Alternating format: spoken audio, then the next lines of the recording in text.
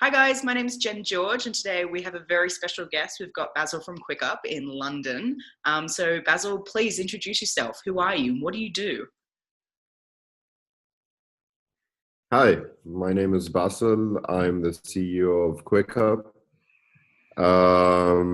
Basically, I'm an entrepreneur, if you want. I started Quiqup about 4 years ago. I come from a very non-linear background going into startup world. So I worked in family business in industrial manufacturing in Beirut in Saudi Arabia. So I'm from Lebanon. I then kind of found my way into private equity for a bit, and then to a family office VC fund here in London, where I met my co-founders. So first day at work, I end up bumping into a guy, having conversation about hip hop music, which ended up in us going out for a drink, and then that kind of snowballed into us deciding to start a business together, as all great ideas start over a conversation on music. Yeah. So yeah, I mean, we started the business about 4 years ago now. So September 2013 was kind of when we left our jobs. Myself alongside three other people, and then then a fourth joined us. So like we're five co-founders in total. Basically, we started off the business with this idea of, all right, we want to create an app that would give people the ability to get stuff delivered to them in 1 hour. Like, it was the whole concept was, London has a very demanding lifestyle when you're working in it. And so if you wanted to go grocery shopping after work, that's your whole evening gone. And you kind of, it's kind of hard to like get things to you. Like, there isn't the service culture of London in terms of like retail services is not really there. Back home in Lebanon, I grew up in a city where literally anything could be delivered with a phone call. And so it made a lot of sense for us to it resonated with me, and it made a lot of sense for us to create this like simple app. You type in what you want, where you want it from, and boom, you get it. When we launched, and it was a bit counterintuitive the way we launched. We kind of made it impossible for people to get access to the app. So we launched it with like a few people that we kind of knew from our party days would have a lot of influence on the people around them, and so we gave them we gave them access to the app, and then we made it impossible for other people to join unless they got like several people who were in the network kind of Voting. recommending them, and that created a hype. And It's very much. and then when we launched it on the App Store, it just like went crazy. Huh? Oh, sorry. It seems very much like Uber's story. Like when they first Jen? started, it was Yeah. just for their kind of friends, kind of thing. Very exclusive. Yeah, exactly. And it kind of creates that hype, and like people who had access would basically post on social media and make a big fuss about the fact that they had access to it. So yeah, 100%. Um, it's the same feeling as like if you're refused at a door of like a club or something, you kind of want to get in even more. No, So I love to. it's like human nature in a way. Yeah. Um, not hopefully not a lot anymore. But yeah. Anyway, so um, so when we launched, we realized, we had a really good growth run in the first year, but we realized that we were kind of appealing more to like an affluent, lifestyle orientated crowd in like the affluent areas in central London. Mm. But what was running underneath the service is kind of a logistics model, and this model kind of lends itself to volume and density. So for this business to be significant, you really needed to grow in size. But the price point was really high, and we thought that how are we going to bring this price point down and make our service more accessible?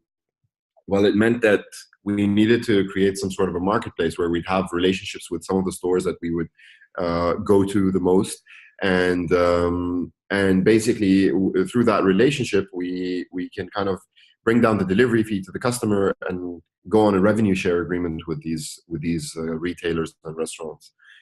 And that was year two. So year two was when we launched this marketplace, and we made our service a lot more accessible to a wider audience. And we began to see it spread outside of these areas, and we began to see a different kind of a client coming to use Quiqup. And we had quite a decent run rate year two, a growth rate year two as a result of that. But what we saw is that the kind of like the bigger names, the bigger brands were the ones that would bring the most amount of traffic to the Quiqup app. So let's say if we had Tesco on the app, we were going to be able to kind of attract quite a big audience as a result. And so we started our conversation with these retailers. And at the time, Amazon was doing quite a lot in the space. So Amazon Prime Now launched, Amazon Fresh launched, and we were having conversations with all these big brand retailers. And what we realized is that these retailers were beginning to feel the pressure of kind of needing to adapt to the change in landscape. And they didn't want to be disintermediated. They didn't want to come onto our app because they didn't want to just give us their customer. They wanted to own the customer. They wanted to create their own digital presence. And so we went back and we thought, how can we tackle this kind of evolution in the retail marketplace? We began to see that there's like an actual movement towards physical retail, adopting this kind of like omni-channel strategy and leveraging its actual physical presence in the local marketplace to be able to deliver to customers faster. And so we thought that there is an actual problem here that needs solving, and it's actually empowering and enabling these retailers to take advantage of this new channel of business. And so as we had been building Quiqup, what was running in the back end was a last mile logistics infrastructure. And that's what we needed. You know, we kind of like built it without knowing that we were building it. You know, we needed it to run so that we can deliver our service. But then we looked internally and we're like, okay, what if we kind of package this infrastructure up and we create an API around, we build an API around it that we can then provide to retailers as a solution for them to be able to participate in this kind of new channel of business. And we did that. The business took a huge turn. Lots of issues internally about why are we doing this, and this is taking away our focus. And I think you know quite a lot about like what kind of like a bit of a pivot feels like, and you need to really fight internally to kind of get people to believe in what it is that you're doing, because you're pretty much screwing everybody's roadmap. But we did it. Face, right? I'm sorry? You do it with a smile on your face, though. Of course, but that's the whole point. You do it with a smile on your face and full confidence, because if you don't show that confidence, then no one's going to believe, although you're scared shitless inside that it's not going to work. That's the reality. But then we did it, and in fact, May or June 2016, we kind of launched. We signed our first client. So Burger King was launching its own website, delivery website, so bkdelivers.com, and we built a solution for them that would basically use our network of couriers to deliver for Burger King directly. That was our first client, and then shortly after we managed to secure a few SMEs, and then shortly after we caught the attention of Tesco, and we actually launched a partnership with Tesco about 3 or 4 months ago. And we kind of reestablished ourselves as a last mile logistics solutions company, and this is kind of where we stand now. So what we believe in, we believe in this transformation of physical retail and into kind of like omni-channel retail, and we believe that same day delivery is going to be kind of the norm going forward, and we believe that having local inventory in the local market is an advantage for retailers, and for them to take to use that advantage, they need a real-time logistics layer that can come in and enable that the fulfillment in last mile, and that is exactly what we're trying to achieve. That's fantastic, and it's an incredible So story. that's my story. Yeah, well, it's amazing. You know, it's gutsy. You quit your jobs, you took that first step, which is really challenging for a lot of people. And a lot of startups are still questioning, you know, when's that right point to kind of stop, you know, doing the full-time job and take that leap. What was going through your head when you made that decision?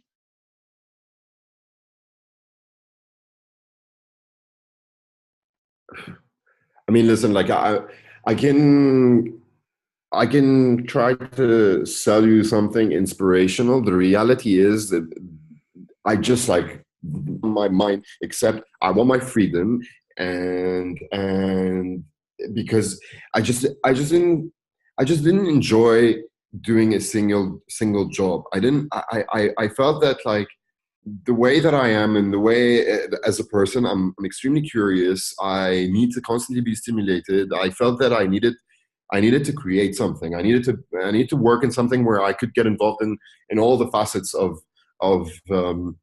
of its existence. And so, and the moment that an idea clicked in my head, that was all I could think about. And I just went for it, you know. That's fantastic. And what do you like then as a leader? You know, you've got to deal with, you've got to manage so many people and direct them in a direction and keep, you know, screwing things up, learning from it and evolving as a company. How do you manage that as a leader? By hiring awesome people and trusting in them and doing everything you can to enable them and create an environment where they can really bring the best out of themselves. And that is the way that I operate. I do not believe in like a concentration of like authority and power and decision making. It just doesn't make any sense. There's a point why a company has many people. There's a lot of power in unlocking the collective IQs of everyone, and that we always kind of like strive towards doing that. And kind of in reflecting on our culture and what we're trying to do at Quiqup, we are constantly thinking about ways in which we can enable people, to kind of work freely within the company and contribute in several ways. So we're in the process of restructuring the whole organization into kind of small teams, and these teams will be product teams and support teams that have one specific function, where that team has its own developers, its own kind of team leader, its own product owner, and the team is multidisciplinary.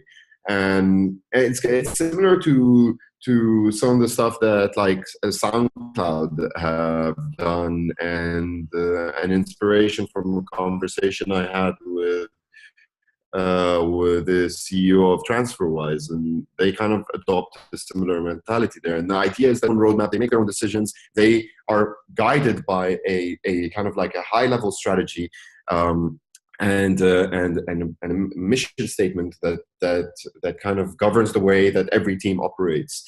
And so this is a way for us to kind of give people the ability to see what's going on in the different functions of the same thing that they're working on, because you have a marketing person that's sitting right next to an engineer, and so that conversation can spark quite a lot and can inform both in a completely different way than if they had that like weekly meeting, for example.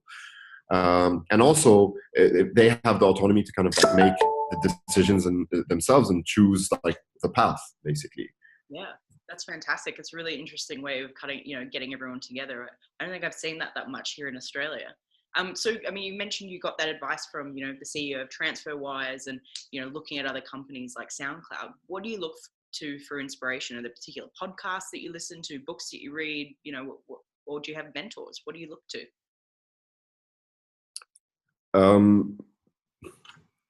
Listen, I have a lot of conversations with a lot of people, and sometimes the advice that I take comes from people that have nothing to do with the industry whatsoever. And sometimes it's people that like are in like very traditional industries that kind of inspire thought in you. I don't think that there's I don't think that there's anything that kind of like gives you a formula.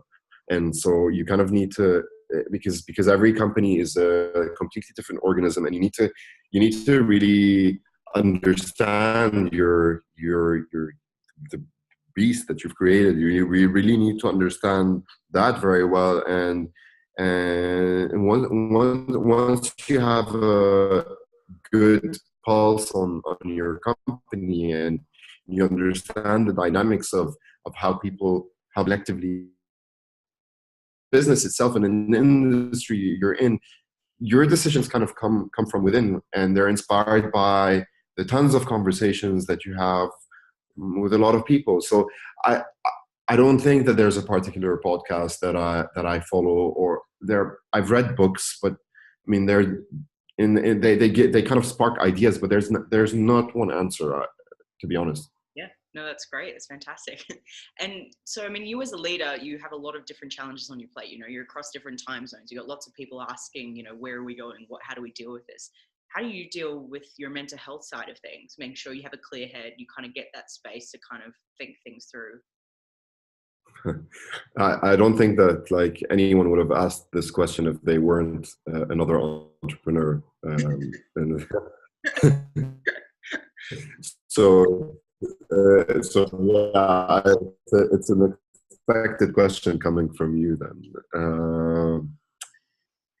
You know what? Like, you kind of need to find your thing. Like, I go once a year into the middle of the desert, and like I'm there, and it's where I get my headspace. Nature gives me quite a lot of recharge. Um, I also exercise. I do yoga every single week, and I fly planes. And that's a big part of where I get a lot of my peace, and you need to find your thing. You need to find your thing.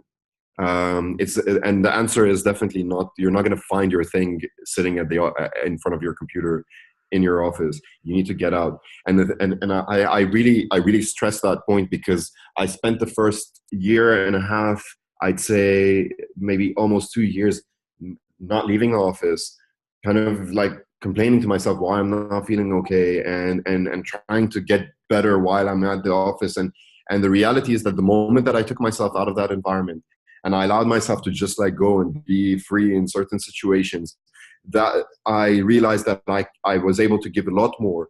I was able to be a lot more creative, and I saw things in a much better perspective. You need to get out. Like, you just have to. It's imperative. You have to do it for everyone in your company and for yourself, That's really true. So, I mean, flying planes, oh my God, how did you get into that? Because I had a massive fear of flying. So like I thought that the only way to tackle it is to just like take it, like just like take control of it. That makes sense. Listen, it's a very peaceful exercise, really. Like, it's really something being up there near the clouds. That's awesome. And so what's next for Quiqup? Where are you guys heading?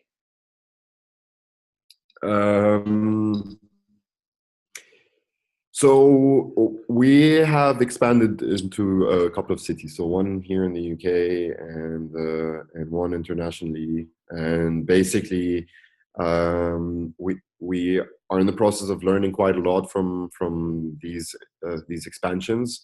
The idea for us right now is to kind of master this model, and how it would operate in other geographies.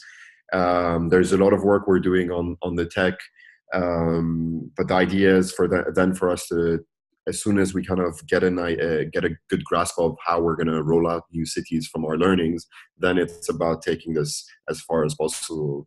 There's a lot more work to do on the product.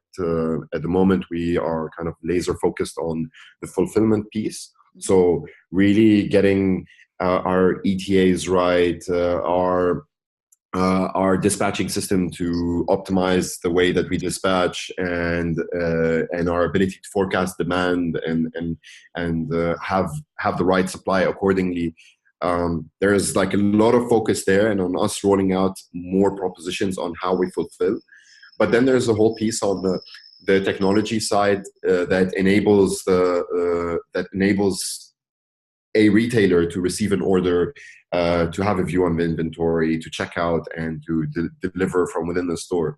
Because you got to think about now, in the world that we're talking about, you got to think about an actual retailer, a small retailer, independent one, or even a large one, that they need to adapt themselves to how can they actually receive orders in store and deliver. There's quite a lot that goes on there that we want to kind of get involved in, so we make it easier for businesses to work with us and to kind of leverage our infrastructure. So that's kind of basically it. Yeah, that's great. And the startup community or ecosystem in London, what's that like? And would you suggest that that is a place that people should come start a startup if they want to be able to scale globally? I think London's a great place. It's quite international. You get exposed to investors from both parts of the world. Let's say East and West, and you know you get to interact with quite a lot of, like, it's a very diverse place. And so like a Quiqup has somewhere around like 35 nationalities within it, and Wow. we're not a really big company. It's the city itself is, I mean, it's an amazing market because it's very dense. You have 8 million people here, and you know, per capita, I think online spend is probably the highest in the world in the UK, and particularly in London. And so yeah, I definitely encourage people to start businesses here. Wow. And what are the sort of startups that you're seeing that you think have got some real legs? Wow. Well, there's this company in Australia called Tami. I paid you to say that, so. I don't know. Like there's lots of Monzo is a very interesting company. What are they? Do you know about Monzo? No. It's basically it's a fintech company. They're an online bank. They're a bank on an app basically. That is pretty cool. I mean, actually, thinking about like fintech, there's also Tide, which is providing small to medium sized businesses with like an instant bank account, which was like a nightmare for us when we first started Quiqup to get. And yeah, I think those are two very interesting companies that are growing here in the UK. Talking about getting started, you know, some of those challenges, what was the biggest, I guess, from a complete ignorance point of view, even, what was the biggest challenge you had when you first started that you weren't expecting? I think it's like people. Really, you don't, when you kind of go into it and you're starting a business, you don't anticipate and realize that like a majority of your job is going to be understanding, managing, motivating people, and you need to learn quite a lot about people. And yeah, I mean that for me is the biggest challenge, and was and still is. Yeah, and always will be, right? Yeah. So for any two-sided marketplaces out there who are looking to start today, anywhere in the world, what are the 3 things that you think that they should do to get started? Besides sign up to Tami, of course.